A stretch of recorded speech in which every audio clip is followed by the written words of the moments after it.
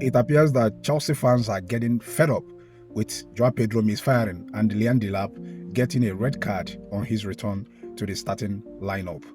In fact, a lot of them have said so many things about these new strikers. But there is one particular comment that got my attention. I'm going to paste that on the screen. You can see this particular person is saying that Joao Pedro and Delap were their previous close penalty takers, but Nicolas Jackson scored 10 plus goals in back-to-back seasons without a single penalty.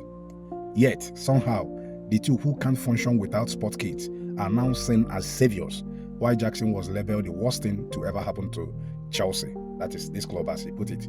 If he can produce 42 goals and assists in 81 games without penalties, imagine the numbers if he actually took them. That is the numbers if he actually took Chelsea penalties. So this guy is actually trying to say that Nicolas Jackson is better than Delap and Joao Pedro. Do you agree with him?